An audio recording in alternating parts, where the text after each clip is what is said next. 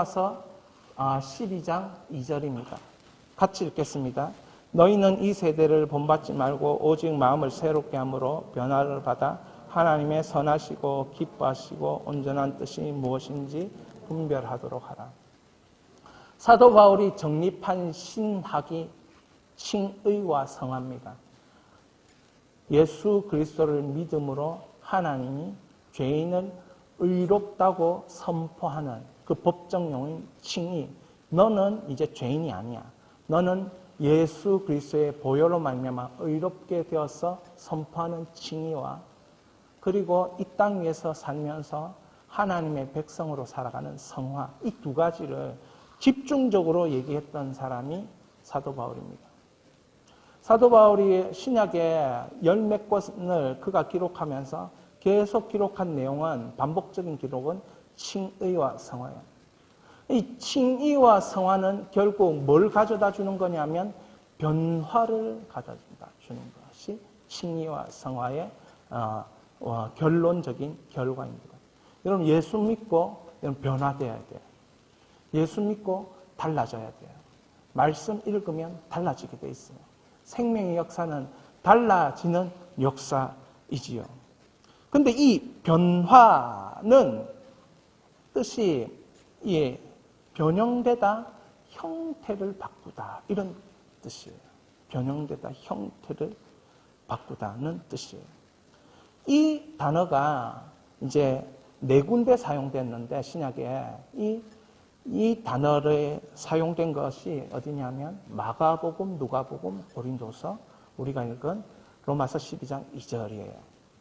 그런데 이 단어를 이 사도 바울이 변화라는 단어로 썼지만 실제로 예수님에게 있어서는 변화가 아니고 변형되다라는 단어로 사용돼요. 이게 무슨 말이냐? 이런 변형이라는 것은 본성이나 본질이 변화되고 동시에 겉모습과 표현도 완전히 바뀐다는 게 변형이에요. 여러분, 트랜스포머라는 영화 아시죠? 그 영화 자동차가 로봇으로 변하죠. 그게 변형이라는 거죠. 자, 마가복음 9장 2절 같이 읽겠습니다. 엿새 후 예수께서 베드로와 야고보와 요한을 데리시고 따로 높은 산에 올라가셨더니 그들 앞에서 변형되사 누가복음 9장 29절 기도하실 때에 용모가 변화되고 그 옷이 휘어져 광채가 나더라. 제가 저번 주 제 인생책은 예수님처럼입니다 이렇게 얘기를 했는데, 우리 최 집사님이 저에게 그 말을 할 때 얼굴이 진짜 밝아 보이더라, 그렇게 얘기를 하는 거예요. 오늘 얼마 전에 저하고 같이 사시는 분이 바지를 하나 구입을 했는데 바지를 입어보더니 다리가 너무 날씬해졌다, 그렇게 얘기하더라고요. 변형이죠. 본래는 그리 날씬하지 않는데, 그래서 제가 그렇게 얘기했죠. 오늘 말씀 속에 본성이나 본질도 변화되어야 이게 변형이다. 여러분, 예수 믿으면 기질도 변한다. 예수 믿으면 본질이 완전히 바뀌어서 겉모습도 변형되고 표현도 완전히 바뀐다. 이게 성화되어가는 과정이라는 것을 확신합니다. 고린도후서 3장 18절에는 이렇게 얘기합니다. 같이 있습니다. 우리가 다 수건을 벗은 얼굴로 거울을 보는 것 같이 주의 영광을 보매 그와 같은 형상으로 변하여 영광에서 영광에 이르는 곧 주의 영으로 말미암아.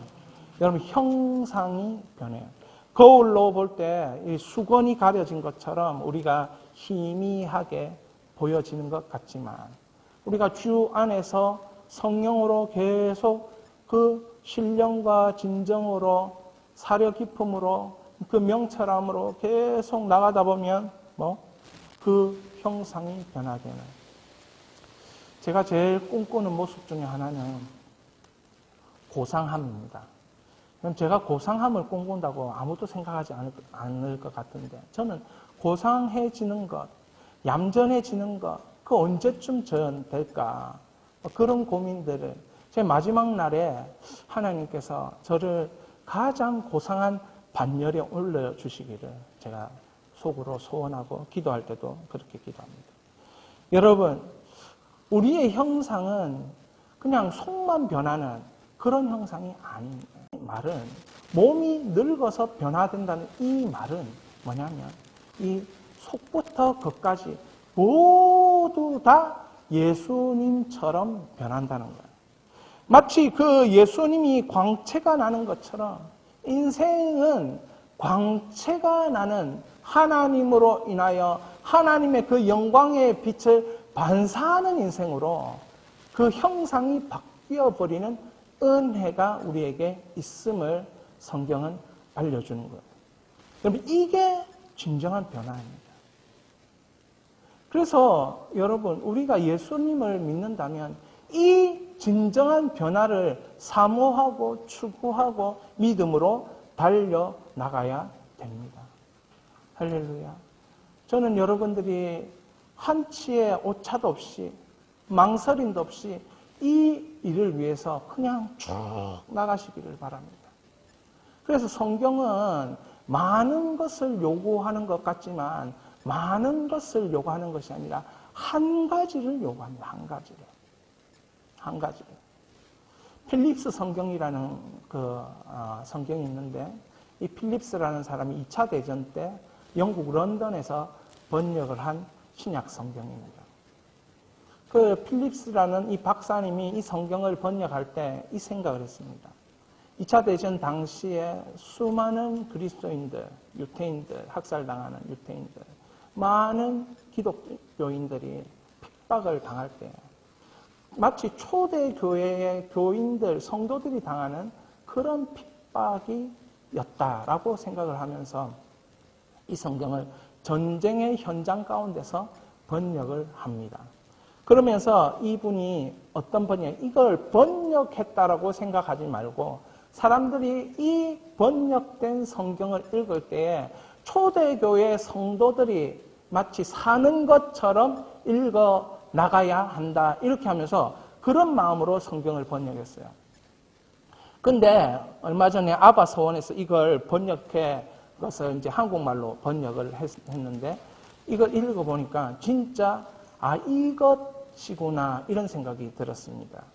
하나님의 자비와 지혜를 본 우리는 어떻게 할 것인가. 여러분 프린트물에 있는데 저처럼 이렇게 제가 색깔을 막 넣은 이유는 아주 중요한 것입니다. 동그라미를 치든지 줄을 긋든지 하면서 한번 천천히 읽어봅니다.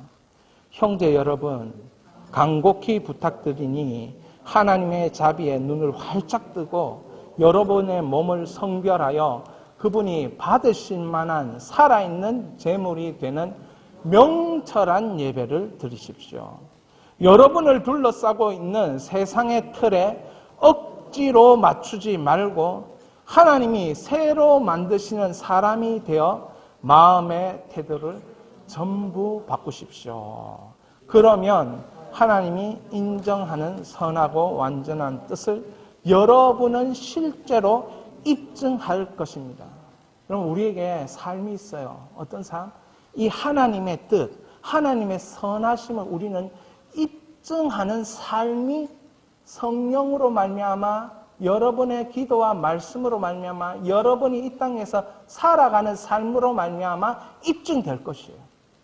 무엇을? 하나님의 선하심을, 하나님의 온전하심을, 하나님의 뜻을 여러분의 삶을 우리의 삶으로 입증해낼 수 있다는 거예요. 여러분 이게 성경이에요. 이게 하나님의 말씀이에요. 여러분 예수 믿는 사람은 눈에 보이지 않는 그 하나님을 입증해내는 사람, 그 삶이 있다는 거예요. 얼마나 영광스럽습니까? 이게 우리에게 있는 특권이에요. 그래서 그리스도인은 이 땅에서 이 땅에서 무능해가지고 완전히 밑바닥에서 그렇게 사는 사람들이 아니고 로마 교회의 교인들이 그 노예와 같은 그 교인들이 그 로마라는 그 통치 권력 밑에서 사는 로마 교회 교인들이 이 말씀을 들을 때에 여러분은 노예로 그 집안, 그 한 집안의 노예로 살고 있지만 아닙니다. 여러분은 하나님의 말씀을, 하나님의 뜻을, 하나님의 선하심과 구온전하심을 입증할 수 있는 사람으로 선택받아서 지금 어디에 나오고 있는 거다? 로마 교회에 출석하면서 예배드리고 있는 사람입니다. 이렇게 가르쳐주고 있는 것입니다. 내가 지금 로마서 1장부터 11장까지 말한 그 내용은 그냥 그 뜻을 풀이해주는, 해석해주는 그런 내용으로 넘어서서 이제는 그 내용을 가지고 여러분이 사는 한 인격은 하나님의 것을 입증해내는 삶이라니까요 라고 말하는 것이에요. 할렐루야. 여러분 마음속에 이런 벅참이 있으시기를 축원합니다. 3절입니다. 나는 여러분의 영적인 선생으로서 하나님이 주신 은혜를 따라 각 사람에게 권면합니다. 여러분은 자기 모습이나 가치를 과대평가하지 말고 하나님이 여러분 모두에게 주신 믿음의 조명을 받아 여러분의 능력을 합당하게 평가하십시오. 여러분 여기 이게 여러분을 그냥 과소평가하라 이런 뜻이 아니고 믿음의 조명. 하나님을, 여러분 하나님 믿습니까? 하나님의 위대하심을 믿습니까? 하나님의 위대하심으로 여러분을 조명할 수 있기를 바랍니다. 그냥 겸손함으로, 그냥 무능함으로, 그냥 나는 죄인이니까 이렇게 조명하지 말고 하나님의 말씀으로 조명할 수 있기를 바라요. 하나님의 능력으로 여러분을 조명할 수 있기를 바라요. 그래서 합당하게 평가하라는 거예요. 합당하게. 4절입니다. 여러분의 몸에 여러 지체가 있고 각 기능이 서로 다른 것처럼 우리가 비록 구성원은 많지만 그리스도 안에서 한 몸을 이루고 서로 지체가 됩니다. 자, 여기서부터 이제 여러분이 해야 할 것이 나타납니다. 6절입니다. 하나님의 은혜로 우리가 받은 은사는 서로 다릅니다. 우리가 받은 은사가 설교라면 눈이 닿는 곳까지 말씀을 전합시다. 여러분이 말하는 거, 교리를 설명하는 거, 예수님에 대해 얘기하는 게 이게 여러분의 은사다. 이것 한 가지가 있다라고 한다면 여러분이 이제부터 눈에 보이는 모든 사람에게 설교하십시오. 설교하십시오. 7절입니다. 우리가 받은 은사가 봉사라면 봉사에 전념하십시오. 자, 은사가 가르침이라면 전력을 다해 뭐하다? 가르침. 여러분 중에 가르침의 은사가 이 한 가지가 있다면 전력을 다해 이 에센스 1:1 그 전력을 다해 12주 동안 사람 붙잡고 가르치라는 거예요. 내가 은사가 가르치라는 거예요. 제 눈에 보니까 여러분의 은사, 가르침을 가진 은사들이 있거든요. 그럼 전력을 다해서 그 한 사람에게 가르치라는 거예요. 자, 우리 8절 같이 읽겠습니다. 다른 이들의 믿음을 북돋우는 은사를 받았다면 그 일에 전념하십시다. 베풀라는 부름을 받은 사람은 아낌없이 베풀고 권위를 받은 사람은 의욕적으로 일하고 고통을 받는 교우들에게 연민을 느끼는 사람은 기쁨의 마음으로 돕시다. 다 능할 필요는 없습니다. 다 슈퍼맨이 될 필요는 없습니다. 한 가지를 여러분이 하시면 됩니다. 한 가지를. 제가 마지막으로 소개시켜드리는 이 사람처럼 한 가지에만 여러분 심플하게 단순하게 집중하십시오. 나는 다 잘하고 싶어. 여러분 다 잘할 수 없어요. 한 가지만 하시기 바랍니다. 한 가지만. 자, 다니엘의 인생관 제가 저번 주에도 다니엘 얘기해드렸습니다. 6장을 통해서 얘기했는데 다니엘 12장 3절입니다. 지혜 있는 자는 궁창의 빛과 같이 빛날 것이요. 같이 읽겠습니다. 많은 사람을 옳은 대로 돌아오게 하는 자는 별과 같이 영원토록 빛나리라. 그럼 다니엘에게 집중한 한 가지는 옳은 대로입니다. 그 인생과는 옳은 대로. 여러분 옳은 대로 나가게 하는 것 다니엘의 인생관, 가치관, 다니엘의 삶이었습니다. 느부갓네살을 옳은 대로, 다리오를 옳은 대로, 고레스를 옳은 대로, 바벨론을 옳은 대로. 자, 느부갓네살을 옳은 대로 하기 위해서 꿈을 해석해주고 하나님을 찬양하게 만들어주고, 느부갓네살을 옳은 대로 하기 위해서 무릎 꿇고 기도하게 하고, 다리오를 그렇게 인도하고, 이 한 가지를 다니엘을 한 거예요.